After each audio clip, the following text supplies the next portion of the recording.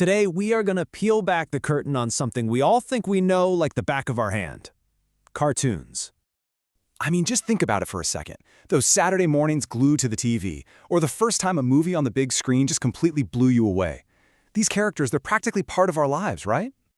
But you know, behind all the hilarious gags and the theme songs we can't get out of our heads, there's this incredible hidden history of artistry, and honestly, some pretty surprising secrets. And believe me, the real story of how these came to be is way more fascinating and a lot weirder than you could probably imagine. Okay, so let's just dive right in, and we're going to start by busting a myth that pretty much everyone believes about the history of animation. So I want you to try and picture it. The world's very first full-length animated movie. You got an image in your head? I'm going to bet the name Disney probably just popped in there. Well, get this. You'd actually be off by about 20 years and several thousand miles. The real pioneer was a film called El Apostol. It was a political satire made in Argentina all the way back in 1917. And what's just wild is how fast things started moving. I mean, from that very first film in 1917, it's just a blink of an eye to 1928. That's when Steamboat Willie comes out, and it's not just introducing Mickey Mouse, it's introducing sound that's perfectly synced to the action, which was absolutely revolutionary. Then, almost immediately, color just explodes onto the screen in the 30s, which all leads up to Disney's 1937 game-changer, Snow White. That wasn't just another movie, it was the birth of the animated feature as we know it today. So yeah, the technology was moving at lightning speed. But what about the actual physical work of bringing these characters to life? We're talking frame by painstaking frame. You have to remember, long before computers and software, animation was this incredible marathon of human effort. It was a craft measured in bottles of ink, pots of paint, and thousands upon thousands of hours of intense focus. And this number is everything, 24. For every single second of smooth motion you saw on screen, an artist had to physically draw 24 separate images.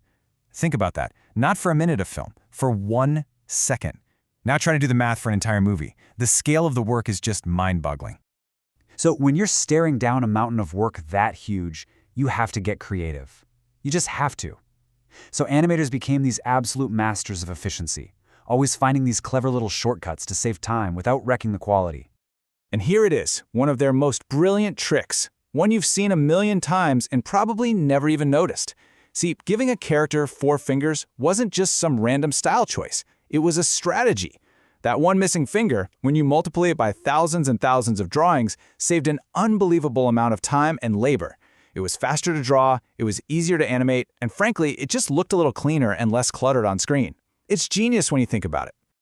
And it was this exact mix of pure, raw artistry and these kinds of clever workarounds that gave us characters who feel just as real and alive today as they did decades ago. I mean, look at Tom and Jerry. We all remember the slapstick and the hilarious, chaotic gags. But the industry, they saw the incredible artistic skill behind all that chaos. That series won an unbelievable 7 Academy Awards, making it one of the most decorated cartoon series of all time. That doesn't happen by accident. That is pure mastery of the craft. And then you jump over to television, and you get a totally different kind of icon. This number, it represents a kind of longevity, a cultural footprint that's almost hard to wrap your head around. Since 1989, The Simpsons has cranked out over 750 episodes. It's really become less of a TV show and more of a permanent fixture of pop culture itself.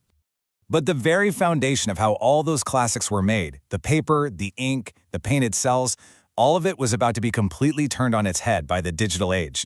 And this really shows you that whole revolution in one go. I mean, we went from this physical, hands-on process, the smell of the ink, the giant stacks of paper, painting on those transparent sheets, to a whole new digital world. The animator's desk totally transformed. Software like Toon Boom and Blender replaced the old camera stands, and the digital tablet became the new sketchbook.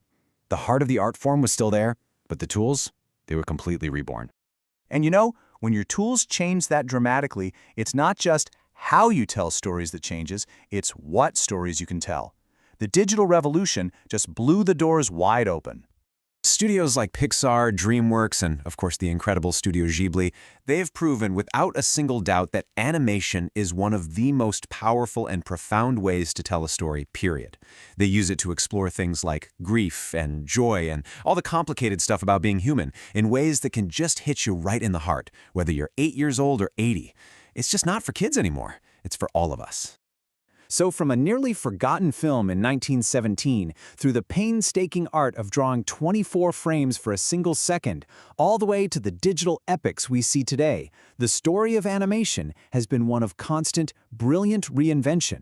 And that leaves us with a really thrilling question. As new technologies keep rewriting the rules, what are the next generation of artists going to do with them? What stories, the ones we can't even imagine right now, are they going to tell tomorrow?